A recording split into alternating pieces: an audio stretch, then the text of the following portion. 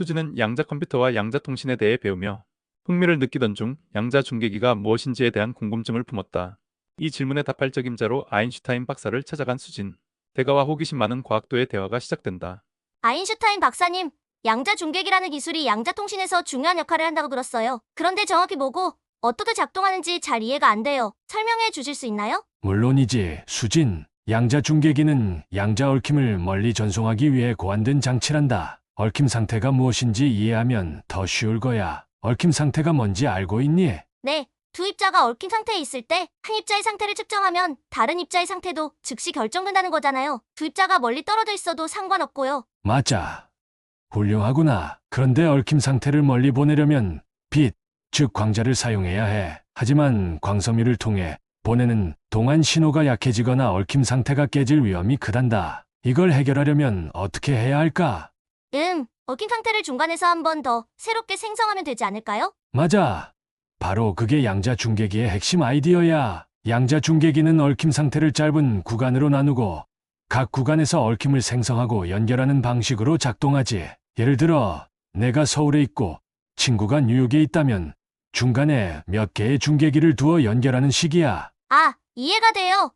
그런데 얽힘을 연결한 방식은 어떻게 작동하나요? 그것을 얽힘 교환 엔탱글먼트 스와핑이라고 부른단다. 각 중계기는 두 개의 얽힘 상태를 준비하고 얽힘 상태의 일부를 교환해 새로운 얽힘 상태를 만들어내지. 이렇게 얽힘 상태를 계속 연결하면 멀리 떨어진 두 입자 간에도 얽힘 상태를 유지할 수 있어. 그런데 얽힌 상태를 생성하고 연결하는 동안 상태가 깨지면 어떻게 하나요? 아무래도 안정성이 중요할 것 같아요. 아주 중요한 포인트를 짚었구나. 그래서 필요한 게 양자 메모리란다. 양자 메모리는 얽힘 상태를 잠시 저장하고 유지하는 역할을 해. 그런데 이 메모리도 무한히 얽힘 상태를 유지할 순 없어. 얽힘이 깨지기 전, 즉 메모리의 코헤어런스 시간 내에 모든 과정이 이루어져야 하지. 그러면 양자 중계기가 제대로 작동하려면 메모리의 코히어런스 시간이 충분히 길어야겠네요? 정확해. 현재 연구자들은 코헤어런스 시간을 늘리기 위해 많은 노력을 하고 있단다. 그리고 한 번에 얽힘 상태를 하나씩 생성하는 게 아니라 다중화 멀티플렉싱 기술을 사용해 여러 개의 얽힘 상태를 동시에 생성하고 처리하는 방법도 개발 중이지. 다중화 기술이라니 흥미롭네요. 그러면 얽힌 상태를 훨씬 빠르게 전송할 수 있겠어요. 맞아. 예를 들어 이번에 과학자들이 12km 광섬유를 통해 얽힘 상태를 전송하는 데 성공했단다. 280개의 시간 빈틈이벤 모드를 사용해서 얽힘 상태를 동시에 여러 번 생성하고 처리했지. 결과적으로 기존 방식보다 100배 이상 빠른 속도를 달성했단다. 100배요? 정말 놀라운 거려. 그런데 이렇게 멀리 얽힌 상태를 보내는 게 실제로 어떤 데에 쓰일 수 있을까요? 양자 중계기가 시연되면 완벽한 보안 통신이 가능해져. 해커가 정보를 도청하려 하면 얽힘 상태가 즉시 깨지기 때문에 데이터 유출이 불가능하지. 그리고 전 세계의 양자 컴퓨터를 연결해 강력한 양자 네트워크를 구축하는 데도 필수적이야. 정말 기대돼요. 박사님, 양자 중계기가 우리의 미래를 이렇게 바꿀 수 있다니 더 열심히 공부해서 저도 이런 기술을 개발하는 데 기여하고 싶어요. 훌륭한 목표구나, 수진. 내가 이 분야에서 큰 기여를 할 수 있을 거라 믿는다. 앞으로도 계속 배우고 도전하렴. 며칠이 지난 후 수지는 아인슈타인 박사가 말한 논문에서 12km 광섬유를 통해 원자 광자, 얽힘 상태를 전송한 실험에 대해 흥미를 느꼈다.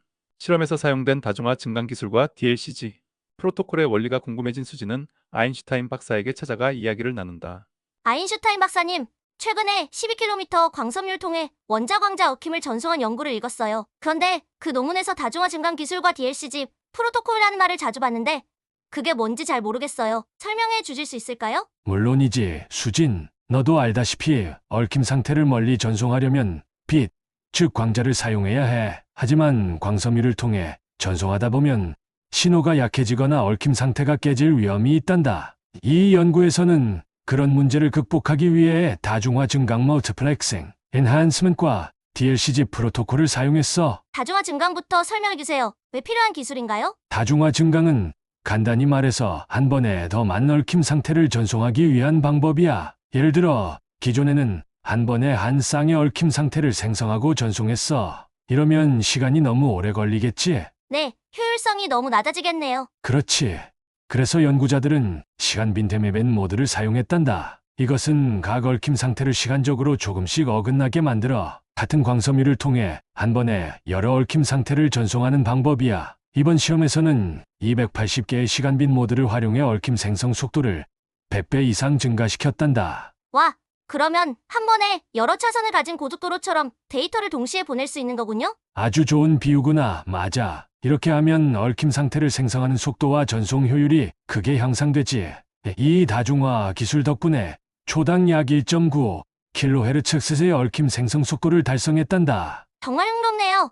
그런데 DLCG 프로토콜은 어떤 역할을 하나요? DLCG 프로토콜은 원자와 광자 사이의 얽힘 상태를 생성하고 유지하는 방법이야. 이 프로토콜의 원리는 다음과 같단다. 우선 원자 집합에 레이저 빛을 조사하면 특정 확률로 광자 하나가 방출되면서 원자와 광자 사이의 얽힘 상태가 만들어져. 이 얽힘 상태의 광자는 광섬유를 통해 전송되고 원자는 양자 메모리 역할을 하며 얽힘 상태를 저장해. 그리고 광자가 수신지에 도착하면 그 상태를 측정하여 원자의 상태를 결정할 수 있어. 원자와 광자가 서로 역할을 나누어 협력하는 느낌이네요.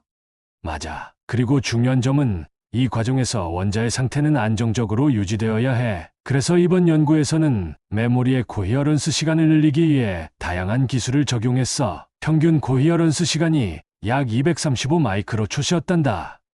그런데 광섬유로 전송하다 보면 광자가 손실될 수도 있지 않나요? 이를 방지하는 방법은 뭐였나요? 아주 좋은 질문이야. 광자는 손실을 줄이기 위해 파장 변환 웨이블랭트 컨버션 기술을 사용했단다. 초기 광자의 파장인 795나노미터는 광섬유에서 손실이 크기 때문에 1손실이 적은 1546나노미터로 변환했어. 변환 후 얽힘 상태를 유지한 채 더 안정적으로 전송할 수 있었지. 와, 12km 광섬유를 통해 안정적으로 얽힌 상태를 유지했다니 정말 대단해요. 그런데 이 연구의 성과는 단순히 원자 광자 얽힘에서 끝나는 건가요? 아니란다. 이번 연구는 단지 시작일 뿐이야. 이 기술은 앞으로 원자 얽힘하더마 등 엔탱글먼트로 확장될 수 있단다. 예를 들어 12km 광섬유 두 구간에서 생성된 원자 광자 얽힘을 연결해 24km 거리에서도 원자 얽힘을 생성할 수 있어. 그러면 양자 네트워크를 점점 확장할 수 있겠네요? 정확히 그렇지. 이런 기술이 발전하면 대규모 양자 통신 네트워크와 완벽한 보안 통신이 가능해질 거야. 미래에는 전 세계 양자 컴퓨터를 연결하는 네트워크를 구축하는 것도 꿈이 아니지. SF 영화 속 기술이 점점 현실이 되어가는 느낌이에요. 순간이동 같은 것도 가능해질까요? 순간이동은 물리적으로 사람을 이동시킨 게 아니라 정보를 전송하는 방식이란다. 얽힘 상태를 통해 데이터를 즉각적으로 전송할 수 있는 기술은 이미 가능성을 보여주고 있어. 하지만 사람을 이동시키려면 완전히 새로운 차원의 기술이 필요할 거야. 그렇군요. 오늘도 정말 많은 걸 배웠어요. 양자 네트워크가 우리의 미래를 어떻게 바꿀지 점점 더 기대돼요. 내가 양자 기술에 관심이 많으니 내가 더 즐겁구나. 계속 배우고 도전하렴, 수진. 너라면 훌륭한 과학자가 될 수 있을 거야. 양자 중계기란 무엇인가? 양자 물리학은 마치 SF 영화처럼 놀랍고 흥미로운 세계를 열어줍니다. 그런데 이 양자 물리학이 단순히 과학 실험실에 머무는 것이 아니라 우리가 매일 사용하는 인터넷과 통신 기술을 완전히 바꿀 가능성을 지니고 있다면 어떨까요? 바로 양자 중계기 퀀텀 리피터가 그 핵심 기술 중 하나입니다. 여기에서는 양자 중계기가 무엇인지 그리고 왜 중요한지 쉽게 설명해 보겠습니다. 양자 중계기란 무엇인가요? 양자 중계기를 이해하려면 먼저 양자 얽힘 퀀텀 엔탱글러먼트이라는 개념을 알아야 합니다. 양자 얽힘이란 두 입자가 마치 보이지 않는 끈으로 연결된 것처럼 행동하는 현상입니다. 한 입자의 상태를 관찰하면 다른 입자도 즉시 그에 맞는 상태로 변합니다. 중요한 점은 이 연결이 두 입자가 얼마나 멀리 떨어져 있든 상관없이 이루어진다는 겁니다. 마치 영화 속 순간 이동과 같은 느낌이죠. 하지만 현실에서는 문제가 있습니다. 양자 얽힘 상태를 멀리 전송하려면 광섬유나 위성과 같은 물리적 매개체를 사용해야 하는데 이 과정에서 신호가 약해지고 얽힘 상태가 쉽게 깨질 수 있습니다. 양자 중계기는 바로 이런 문제를 해결하기 위해 고안된 장치입니다. 얽힘 상태를 여러 단계로 나누어 생성하고 연결하면서 신호 손실을 최소화하는 역할을 합니다. 양자 얽힘은 어떻게 정보를 전달하나요? 간단히 예를 들어볼게요. 당신과 친구가 아주 멀리 떨어져 있다고 상상해 보세요. 둘 사이에 메시지를 보내는 가장 빠른 방법은 빛의 속도로 신호를 보내는 것인데 양자 얽힘을 활용하면 이보다 더 즉각적인 방식으로 정보를 주고받을 수 있습니다. 이 기술은 다음과 같은 원리로 작동합니다. 우선 두 입자를 얽힘 상태로 만들어 하나는 당신에게, 다른 하나는 친구에게 보냅니다. 당신이 자신의 입자 상태를 관찰하면 친구의 입자 상태도 동시에 결정됩니다. 이를 통해 양자 얽힘은 물리적으로 정보가 이동하지 않더라도 두 지점 간의 연결을 만들어냅니다. 양자 중계기는 왜 중요한가요? 현대의 인터넷은 데이터를 빛의 신호로 변환해 광섬유를 통해 전송합니다. 그러나 거리에 제한이 있습니다. 예를 들어 우리가 사용하는 광섬유는 약 50에서 100km 이상 멀어지면 신호가 약해져 제대로 작동하지 않습니다. 따라서 멀리 떨어진 도시나 국가 간의 양자 통신을 위해서는 새로운 기술이 필요합니다. 양자 중계기는 이 문제를 해결합니다. 얽힘 상태를 짧은 거리에서 생성하고 여러 단계를 거쳐 이를 연결하여 먼 거리까지 얽힘을 전달하는 방식입니다. 이러한 연결 과정은 얽힘 교환 엔탱걸루먼트 스와핑이라고 불리며 양자 중계기의 핵심 기술입니다. 양자 메모리와 코이어런스 시간. 양자 중계기의 또 다른 중요한 요소는 양자 메모리 퀀텀 메모리입니다. 이는 얽힘 상태를 저장하고 유지하는 장치입니다. 하지만 양자 메모리는 외부 환경의 영향을 받아 얽힘 상태를 잃어버릴 위험이 있습니다. 이 시간적 한계를 코이어런스 시간 코이런스 타임이라고 부르죠. 예를 들어 양자 메모리가 얽힘 상태를 1초 동안만 유지할 수 있다면 얽힘을 생성하고 연결하는 모든 과정이 그 1초 안에 이루어져야 합니다.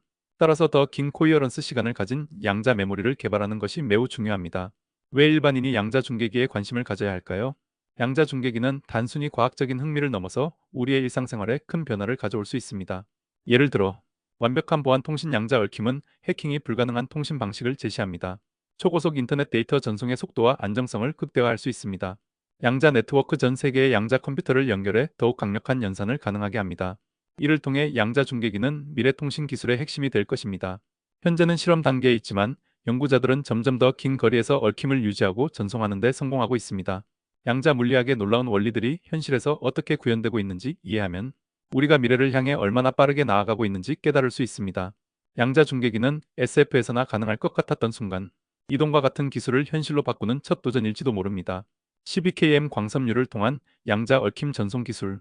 최근 네이처지에 기재된 12km에 달하는 광섬유를 통해 원자와 광자 간의 얽힘을 생성하고 전송한 실험을 중심으로 사용된 기술과 그 의미를 살펴보겠습니다. 얽힘을 멀리 전송하기 위한 도전. 양자 얽힘은 마치 보이지 않는 끈으로 연결된 것처럼 두 입자가 서로의 상태에 영향을 주는 현상입니다. 이 연결이 물리적 거리와 상관없이 이루어질 수 있다는 점에서 놀랍죠. 하지만 얽힘 상태를 먼 거리로 전송하려면 여러 도전에 직면합니다. 광섬유 손실 광섬유를 통해 픽 광자를 전송하면 신호가 점점 약해집니다. 거리가 멀어질수록 얽힘 상태를 유지하기 어렵습니다. 시간적 지연 먼 거리일수록 신호가 이동하는 데 걸리는 시간이 길어지고 얽힘 상태가 외부 환경에 의해 깨질 가능성이 커집니다. 이를 해결하기 위해 과학자들은 얽힘 상태를 전송하는 과정의 효율을 극대화하기 위해 다중화 증강, 멀티플렉싱 이넨스먼트라는 기술을 사용했습니다. 기존 방식은 한 번에 하나의 얽힘 상태만 전송했습니다. 이는 느리고 비효율적이었습니다. 하지만 이번 연구에서는 280개의 시간 빈타임 빈 모드를 활용해 얽힘 상태를 동시에 여러 번 생성하고 전송했습니다. 이는 마치 고속도로의 차선을 늘려 더 많은 차량이 한 번에 이동할 수 있게 만드는 것과 비슷합니다. 또한 실험에서 사용된 또 다른 핵심 기술은 DLCG 프로토콜입니다. 이 방법은 원자와 광자의 양자 얽힘을 생성하고 저장하는 데 사용됩니다. 구체적으로는 원자의 빛을 조사하면 원자와 광자 사이의 얽힘 상태가 생성됩니다. 얽힘 상태의 광자는 광섬유를 통해 멀리 전송되고 얽힘의 상태는 원자에 저장됩니다. 이때 광자를 관찰하면 원자의 상태도 함께 결정됩니다. 이를 통해 얽힘이 유지됩니다. 이렇게 DLCG 프로토콜은 얽힘 상태를 단순히 생성하는 것뿐만 아니라 양자 메모리를 활용해 이를 유지하는 데 최적화되어 있습니다. 이번 연구에서는 이 프로토콜을 12km의 장거리 전송에 적용하여 그 가능성을 입증했습니다.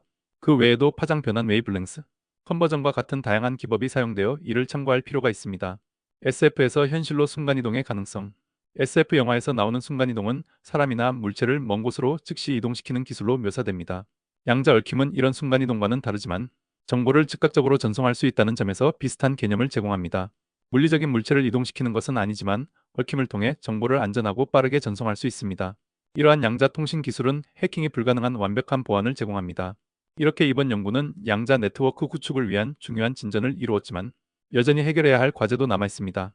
양자 메모리 성능 개선 코이어런스 시간을 더 길게 늘려 얽힘 상태를 안정적으로 유지해야 합니다. 파장 변환 효율 향상 현재 약 12%인 변환 효율을 50% 이상으로 높여야 합니다. 프로토콜 최적화 더 빠르고 효율적인 얽힘 생성 및 연결 방법을 개발해야 합니다. 살펴본 바와 같이 12km의 광섬유를 통해 양자 얽힘을 전송한 이 실험은 양자 물리학의 놀라운 가능성을 현실로 만들기 위한 중요한 걸음을 내디뎠습니다. 이 기술은 대규모 양자 네트워크와 양자 인터넷에 초석이 되며 장거리 양자, 암호화 통신, 분산된 양자 컴퓨팅 등의 혁신적 기술을 가능하게 할 것입니다. 한국에서도 이러한 성과가 나올 수 있도록 기초과학 분야에 대한 지속적 투자와 관심이 필요할 것이며 정치적, 사회적 안정 또한 연구 환경의 중요한 요소가 될 것입니다. 다들 건승하시는 한 해가 되길 기원하며 지금까지 토트쌤의 사이언스 캐치였습니다.